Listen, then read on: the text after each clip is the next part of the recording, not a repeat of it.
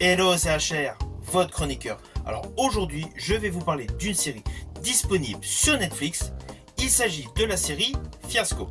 Avant d'aller plus loin, n'oubliez pas, si vous n'êtes pas abonné, pensez à le faire et surtout pensez à la petite cloche pour les notifs. Let's go! Ça faut que ça boit. Huguette, mon amour. Aïe, putain, coupé. C'est pas la Normandie, c'est le chicha votre truc là. Bah, je crois qu'il vaut mieux virer la fumée, sérieusement. Peut-être pas toute la fumée parce que j'avais imaginé. Non. Toute. Allez, toute la fumée, plus safe. Plus safe, exactement.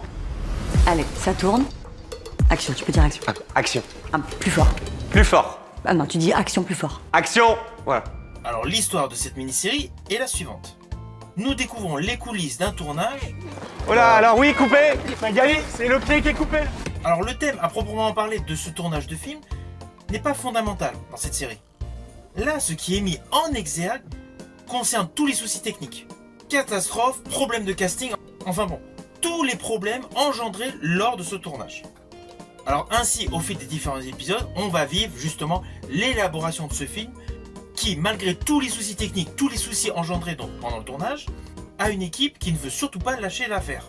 L'équipe veut à tout prix mener à bien ce projet. Alors sur le fond, le principe de base est plutôt bon.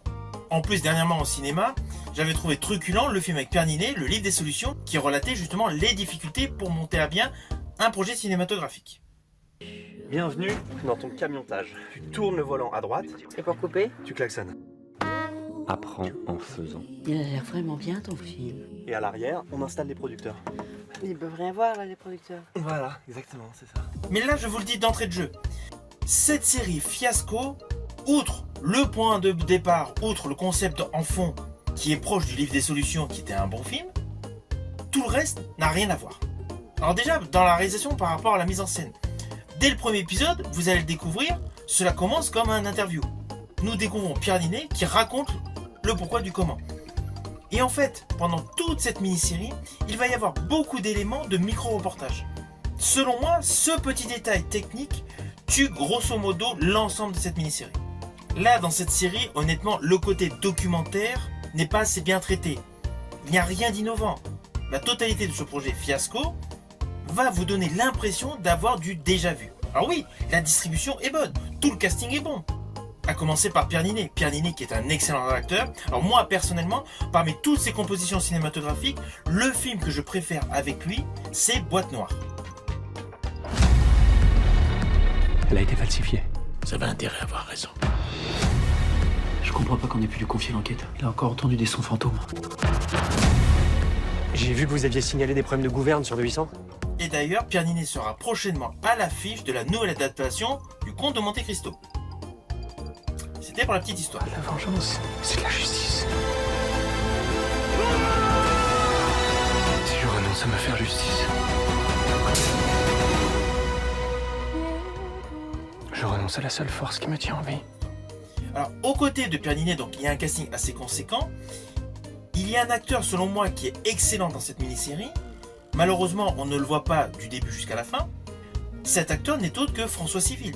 François Civil, dernier interprète de D'Artagnan. Dans cette comédie, il présente un réel potentiel. Une fois de plus, cet acteur dévoile une qualité supplémentaire à son talent. Mais cela n'empêche pas que l'ensemble de cette série reste assez basique. Alors oui, il y a un très bon casting. Oui, il y a pas mal de plans séquences, caméra à l'épaule, ok. Ça fait un effet dynamique, un effet reportage, ok. Le côté du producteur qui veut faire des économies, oui, bon, assez classique, assez convenu. Et je rajouterais qu'il y a beaucoup d'éléments de l'histoire qui font aisément penser à un ancien film qui était notamment de la pure comédie avec Eddie Murphy et Steve Martin. C'était Bowfinger, le roi d'Hollywood.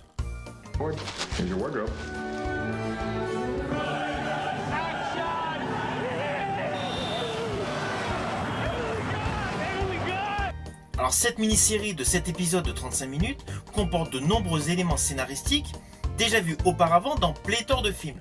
De ce côté-là, il n'y a rien de réellement innovant.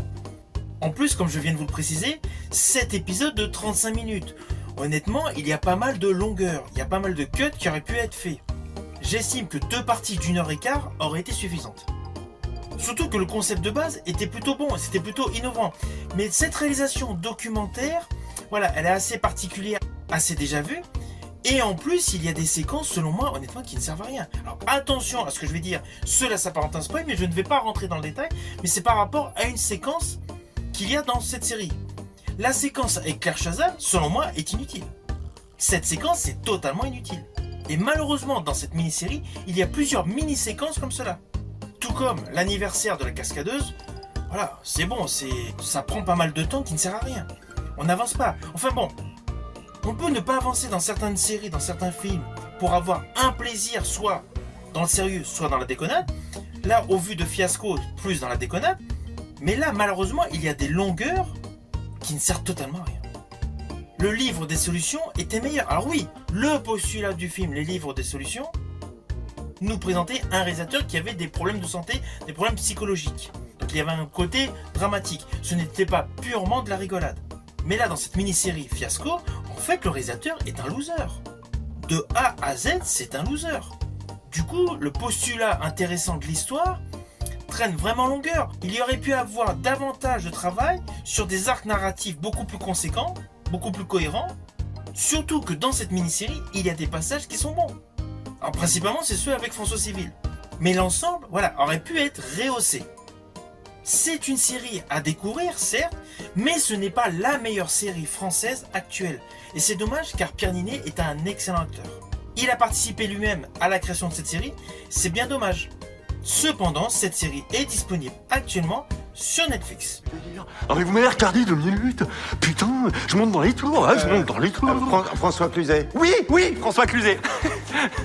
La soirée de fou. Alors au final, bien évidemment, ce n'est pas forcément une série que je vais vous conseiller à découvrir. C'est une série que je trouve totalement inégale, c'est une série qui a un côté décevant. Et c'est malheureux car j'estime que Pierre Ninet fait partie de cette nouvelle génération d'acteurs qui sont excellents, qui sont aptes à jouer tous les genres. Tout comme François Civil qui joue à ses côtés dans une partie de la série. Je pense que cette série va diviser le public, c'est évident. Je pense qu'il va y avoir légion d'avis contraires pour cette série. Alors n'hésitez surtout pas à laisser votre commentaire précisant votre opinion sur cette mini-série disponible sur Netflix avec Pierre Ninet. Si ma vidéo vous a plu, n'oubliez pas, petit pouce vers le haut, pensez au partage. Quant à moi, je vous dis à bientôt pour une prochaine vidéo.